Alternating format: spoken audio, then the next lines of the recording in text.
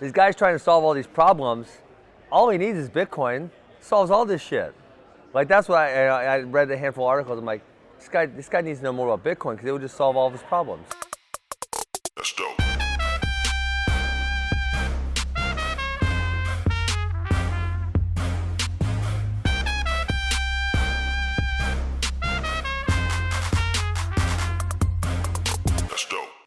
This episode is sponsored by Bullish and Vuori. Please stay tuned for more information on both of these amazing companies later in the episode. Bitcoin is taking over in the world of sports and definitely in the world of MMA. I've got one of the most famous fighters of all time and Bitcoin advocates, Ben Askren, who we've gone back and forth being on each other's shows many times before. We had a very frank conversation about how it's going to look when more athletes start to come into the space, what mainstream adoption looks like for Bitcoin, and everything you need to know about why you also need to buy this asset.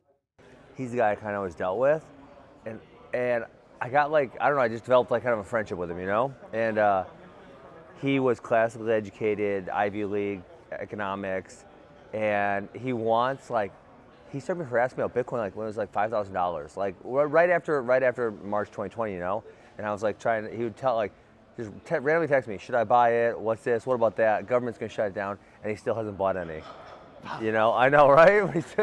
But he like, I don't know if you found this too, but what I found is the more like classically educated they are, the less likely they are to want to buy into Bitcoin. Because it's like deeply ingrained in you that it's a Ponzi scheme or something. And that the government's going to regulate it. That's what like the fear of government. Fear of government, yeah. So I saw news yesterday, I think, that the MMA is doing like a Bitcoin bonus for the bloodiest fight. Oh, is that what it's for? It was something like you can donate and then you vote on what the best fight was, maybe, and then the winner of that fight gets a Bitcoin bounty. Dang. So I didn't read the whole article, but it said winners will be paid in Bitcoin bonus. I thought that's cool because obviously they have the Crypto.com sponsorship. Right. So they should be doing something with it. I guess that's a good start. Yeah. For them. I mean, we're seeing like this crazy sort of mix between sports and crypto, like FTX Arena is down the road, the Staples Center is now Crypto.com. I mean, do you think that's, some of it seems like it's a little forced? I mean, some of it's definitely forced. Some of it's the highest bidder, right? And there's a lot of hype around crypto. I think in MMA particularly, and I don't know exactly why it is, something probably with the individualism of the sport, a lot of people are actually into crypto. Like maybe not as far deep as I am, but they're into it. They're buying Bitcoin. So I can't really speak to a lot of other athletes, but I know in the MMA space, there's a lot of dudes. I mean, Francis Ngannou was here yesterday. I saw Mike Perry here. Someone told me Kevin Lee was here. I didn't see him, but there's kind of a lot of guys who are curious or a little bit into crypto. Yeah, I've seen a ton of athletes here. Serena Williams was here apparently. Oh, yeah. Someone told me Aaron Rodgers was here too. That I heard. Him I didn't see. After you, I'm talking to Chris Carter, the wide receiper, and Theo Ratliff. Like the old wide receiver from the Vikings. Yeah. Oh, he was we're all old, man. Well, he's older than me. I was picking That's the guy we watched. Fantasy football team when I was in 7th grade. You started to play fantasy football that early? Yes, super young. I actually probably stopped. It was. I don't know, a middle school friend. I think maybe his dad did it, and he just copied his dad, and we had 8 or 10 buddies. I remember I got Chris Carter, and then I got Randy Moss after that. Randy Moss was a savage. Vikings. Oh, yeah. Yes, so good.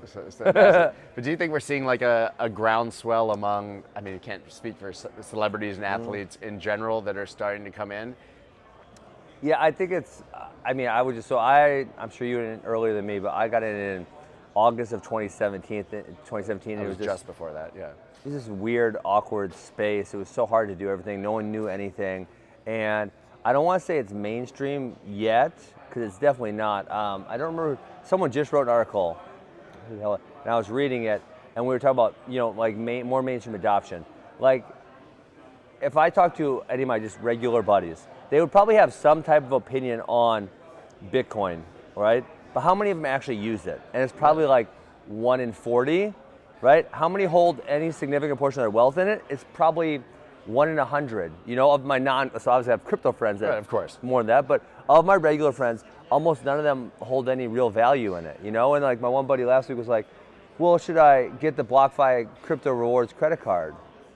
And he's doing pretty well in life. I said, well, I mean, if you're trying to use it as a hedge, you're not gonna you would need to Not put like enough. real money. You need to put real money in there. It's not, you can't get $100 a month. They ain't gonna do nothing for you, even if it 20x's. Right, but that's Yeah. interesting because you're saying like it's 100 of your friends or 40 of your Yeah. friends, and you're really deep down this rabbit hole and you Yes. talk about it all the time. Every single one of those people knows you have a podcast Yes. and that you believe in this. So imagine, they're like one That's true. degree of separation Yeah. from someone who really cares. It's the same with me. I Yeah, can't. it's true. A lot of people I'm the closest to in the world don't own Bitcoin. Yes. And never have. Yes. So that's, maybe we have mainstream awareness. Awareness is Like, yes, yeah, okay, everybody now, like you turn on the TV, you listen Yeah. to the radio, you walk down the street, you see ads, but that doesn't mean they actually Absolutely. care. And I do go, I think a lot about like, will we get to this point where people just use it without caring about it? Because, you know, I think Bitcoin is a lot of different things to a lot of different people. And like my wife is like, she listens to it and she might tell you a couple of the basics, but she doesn't really know nothing about Bitcoin. But when she listened to Yomi Park and Alex Gladstein, I mean, like, that's where Bitcoin is really the most powerful. In America, we kind of forget about some of these things that are really prevalent worldwide. And so I think, like, are we ever getting to the point where people, like, really understand the power of Bitcoin and, like, what it does? Or are we just going to skip that phase? Like, you know, you and I probably had that phase, and a lot of crypto people had that phase. And they're just going to go, oh, this is what I use. It's on my phone. Right. You know, are they just going to skip Like, right like to your that? phone, like the internet. Like, Yes. I don't think about how an email works, but I'll Yes, send one. or why it's powerful, you Right. know? And I guess I probably didn't either because I was probably middle school or elementary school, and it was like, when the internet was at the phase that Bitcoin is at right now, I was probably elementary or middle school. I totally missed the Gladstein conversation. Yeah. I think you're referencing the Bitcoin is Freedom Yes. panel yesterday. You're the third person who sat down here and referenced it and basically said no matter how far I was already down this rabbit hole, Yeah. that one blew my mind. Yes. There's a really great, I think it was like a 4 or 5 minute animated intro. I would just recommend anyone just go watch that. It's really powerful because you do, like, you know, probably both of us constantly shit on the dollar. Yeah, it's right. fine. Which whatever, we can shit on it, but we also kind of then forget how good the dollar is in comparison to a lot of the other currencies and how much freedom we have in America to use our dollars. You know, and that's not the case with everyone else. So when you watch something like that, it is a stark reminder of, oh yeah, you know, that's why this is so important. Or like another one I think that we don't see or think about a lot in America is remittance payments. And that was like when my buddy, I red pilled him, college teammates, he moved to Australia, took a job in mining, and he got into Bitcoin. He came to one of my fights when I was in Asia, and he orange pilled me. And you know, one of the things I saw a lot in Asia, so I was in Singapore 12 times, was there's so many workers that come from Indonesia, Philippines to work in Singapore. Everybody's like an imported worker sending money home. And they send money home, and they all go. So like on Sundays, you'll go to eat, and there'll be like this hundreds of people over here, you know. And so the first couple of times, I'm like, why are all those people doing? What are they doing over there? And it's like, oh, that's where they send the remittance payments, you know. And so you're like, wait, and then you realize they gouge them on it. You know, they take 30%. Yeah. and then it takes a week to get there. And so when you hear about Bitcoin, you're like, wait, I can send money from me to you with no one helping me? And I don't have to go. Yeah. In El Salvador, they were saying that one of the biggest problems wasn't even just the price gouging and the difficulty. It's like literally you would go to the Western Union or heard whatever it this, is, and yeah. the minute you walked out, the gang took their part of the money rob from you, you. yeah. Like the gangs, Yeah. I don't know if this is like true or what, but No, I that's, heard the same thing, Yeah, yeah. but we've all heard the story.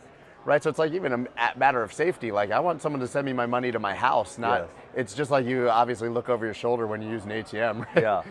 Yeah. So I think that's like a really powerful narrative that, and I think some of these narratives are forgotten because we crap on America sometimes, but we do have it so good, and our dollar is, you know, I know. Yeah, but it's like you cringe when I say that, it's also it's like sometimes you like do that to a family member, but you still love them. Right? It's Yes. like- Yes. But you forget, like in most parts of the world, we love Bitcoin, and we're in America, so like we can compare it to the dollar. But most people just want dollars and Yeah. can't get them. Yeah, I can't get them. And It then actually means stable coins are really powerful for a lot of people in a lot yes. of places. Yeah, absolutely. Or you think about like, I mean, and obviously it's just another topic that we haven't talked about is like the inflation in America. It's finally getting to this point where it's really increasing, which I always tell everyone, like every Bitcoiner I know predicted this.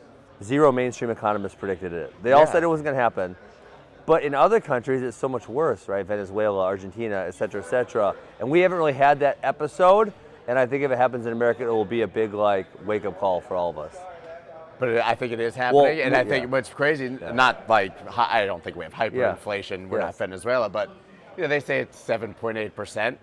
But what's so funny is that in January, there was like this low-key report that nobody read that was like, we've changed the way that we calculate the CPI numbers, right? They always do. I mean, look at the price. The price of gas is up a lot more than 7.8%. Yeah, right? and then I think home prices were up 25% in the year or something.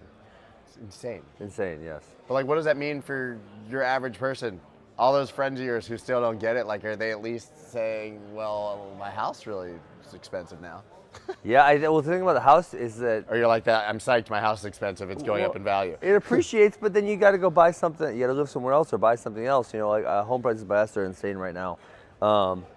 Yeah, and I've had one or two people sell and try to move, and they're like, well, I can't freaking buy anything. Yeah, it's like to sell. Like with used cars Yeah. being more expensive than they were when you bought them. Yeah. It's great if you have an extra car, Yeah, but nobody has an extra house laying Yes, around to sell you stuff to seriously. live somewhere. Absolutely. Right, so nobody really benefits from it Yeah. going up unless you're just a company that's like price gouging people on a bunch of real estate that they bought a long time ago Yes. in advance of the bubble. Have you ever been trading crypto and during bouts of high volatility had your exchange go completely offline or seen the order books go thin and have absolutely no liquidity for your trade? I know that you have. It's happened to every single crypto trader, but it's not an issue anymore thanks to Bullish. Bullish is a powerful new exchange for digital assets that offers deep liquidity, automated market making, and industry-leading security. Combining the innovations of DeFi with the regulated environment of traditional finance, Bullish empowers users to trade with confidence across variable market conditions while secure in a regulated environment that's backed by multi-billion-dollar liquidity contributions from the Bullish treasury. Follow @Bullish on Twitter or visit bullish.com/Melker to learn more.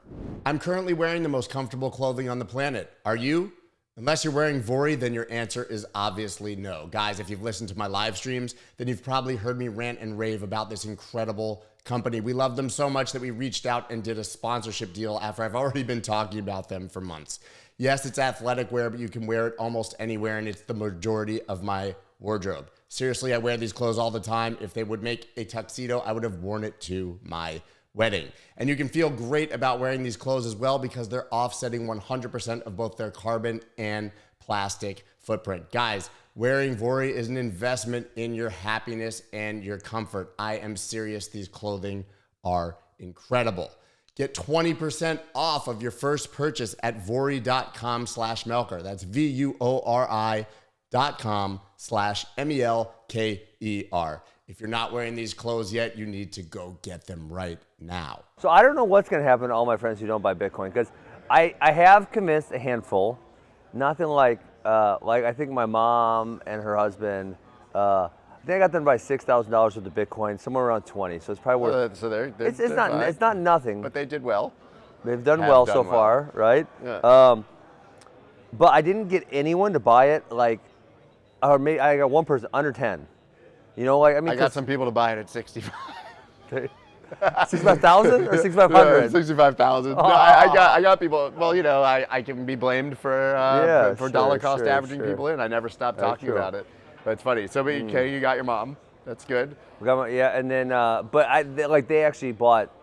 I don't want to say $3,000 is insignificant, but it's more than most people buy. Most people buy I buy $500 or I buy $1,000, and it's like, yeah, but when you compare that to what your net worth is, if we have a significantly inflationary event, that's not going to help you. It's not. You need to put more than that in. I mean, yeah, I guess it's always relative to your own. Like $1,000, if your entire net worth is $2,000, That's true. You Yes. did it. But if you're if you were you're a dude who owns a house and some cars and you've got $100, $1 million bucks, $1,000, it's like you're buying. To them, it's probably more like they're buying a lottery ticket than a hedge at that point. And then it's more speculation. Yeah. But I mean, at this point, Bitcoin's. Well, you're the price guy, so I probably shouldn't even say this, but Bitcoin's not going to do 100x from here. I agree with that. It's going to do 25x essentially is $1 million, right? So if they bought $1,000, it'll be 25,000. Again, not much money to them. So I think they need to think about it that way. But the other point I did make too, John Kim was being a little pessimistic yesterday. God forbid. I know. Geez, I almost had to rough him up. But he said, he said, people are on the way up, but at some point, I think we all think that Bitcoin's just going to be the thing, and it's going to be more of a stable price, right? When it gets to the top. But then when you think about Bitcoin versus owning anything else, well, if you're holding dollars at that point, you're still losing value because they're inflating, and your Bitcoin is holding relative value. Yeah, I think the end game is like when we stop pricing it. We're just like, everything's priced in what can I Bitcoin. buy in Bitcoin? Even if it's not everything, it's just even mentally, I guess, if you start thinking about your value in Bitcoin and start saying, right. I mean, you're right. Maybe if that's staying the same price, but everything else is hyperinflated, it's a completely different world. But I don't think Bitcoin needs to like become the global reserve currency. It's a great dream, right? But there's everything doesn't have to happen. Doesn't have to happen to the most extreme case. Why would? This is where I see like, why wouldn't it? I understand like the governments and everything. And actually, you probably read The Sovereign Individual, right? Yeah, of course. The announcement that Max Kaiser made, I think probably was also a little disappointing to some people. He announced it was Prospera, which is a Honduran island. There was Madeira, which is Portugal. Mexico. And then, so he's going to talk to the Mexican president. But the first two, they're essentially like cities or sovereign areas, you know? And they're saying, we want to incentivize Bitcoiners and Bitcoin companies to move here by giving you all these benefits. And like that really made me think of the sovereign individual of like, I mean, I'm not going to take advantage of it, but I'm sure someone is. Someone whose life is all the way wrapped up in Bitcoin to say, shit, I get those 4 advantages. Yeah, it looks nice. I'll go there, And so we're going to move to this place where like people are clustered among like-minded people. And I think it's happening in Puerto Rico for Americans, right? It's so funny. Anytime you say like complain about the American tax code or what's going on, people are like, just move, man.